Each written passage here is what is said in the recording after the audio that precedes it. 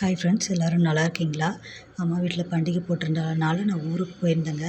அப்போ பண்டிகைலாம் முடிஞ்சதுக்கப்புறம் இந்த மாதிரி ஒரு நாள் மீன் எடுத்துகிட்டு வந்து சமைக்கலான்னு மீன் எடுத்துகிட்டு வந்திருந்தாங்க. இது வந்து ஜிலேபி மீன். மேட்டூரில் எப்போவுமே மீன் ரொம்ப நல்லா ஃப்ரெஷ்ஷாக கிடைக்குங்க.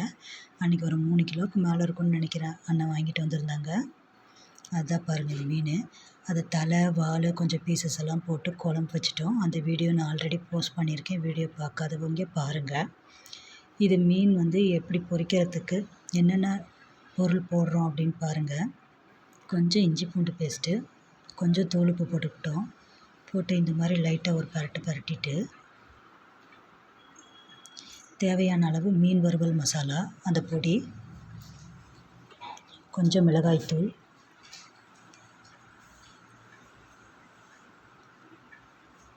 கொஞ்சம் மஞ்சத்தூள்,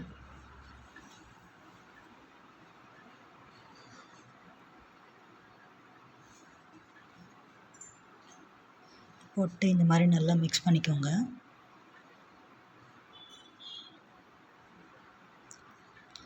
மிக்ஸ் பண்ணிட்டு தேவையான அளவு கொஞ்சம் ஜிலேபி பவுடர். இது எதுக்காக ஆட் பண்ணுறோன்னா ஒரு கலருக்காக தான்.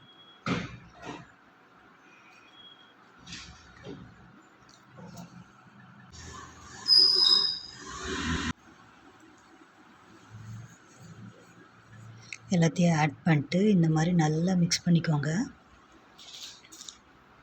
நல்லா மிக்ஸ் பண்ணதுக்கப்புறம் பாத்திரத்தில் தனித்தனியாக இந்த மாதிரி காய வைக்கிறதுக்காக எடுத்து வச்சுக்கலாம். ஒரு பீஸாக எடுத்து இப்படி வச்சுக்கலாம்.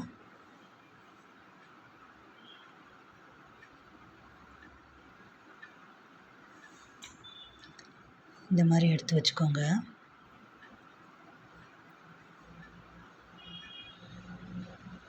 இந்த மாதிரி வச்சுட்டு கொஞ்சம் நேரம் வெயிலில் வச்சு காய வைக்கலாம். வெயிலில் வச்சிங்கன்னா கூடவே ஆள் இருந்து பார்க்கணும்.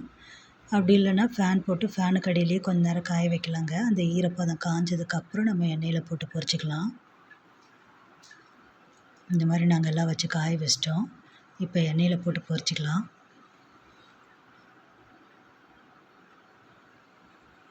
இந்த மாதிரி பாத்திரத்தில் எண்ணெய் எடுத்துகிட்டு எண்ணெய் நல்லா காஞ்சதுக்கப்புறம் இந்த மாதிரி ஒரு பீசஸாக போட்டு நம்ம பொரிச்சு எடுத்துக்கலாம்.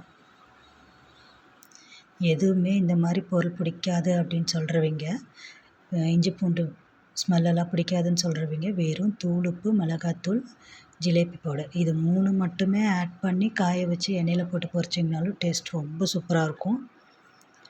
இந்த மாதிரியும் செஞ்சு பாருங்கள், ரொம்ப நல்லாயிருக்கும். நாங்கள் இந்த மாதிரி எங்கள் பெரிய அண்ணா தான் செஞ்சிட்ருக்காங்க. ஒரு பக்கம் இன்னொரு பக்கம்னு போட்டு 2 பக்கம் மேலே திருப்பி போட்டு எடுத்துகிட்ருக்குறாங்க. கொஞ்சம் கூட மசாலா மீன்லேருந்து பிரியவே பிரியாது. டேஸ்ட் ரொம்ப சூப்பராக இருக்கும். ஒரு டைம் செஞ்சு பாருங்கள். மறக்காமல் எனக்கு கமெண்ட் பண்ணுங்கள். டேஸ்ட் எப்படி இருந்துச்சின்னு சொல்லுங்கள். இந்த மாதிரி போட்டு எல்லாம் எடுத்துக்கலாம்.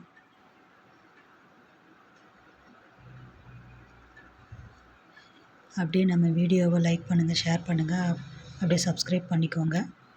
அப்போ தான் நம்ம போடுற வீடியோஸ் எல்லாம் ரெகுலராக வரும். இவ்வளோ நேரம் வீடியோ பார்த்ததுக்கு ரொம்ப நன்றிங்க.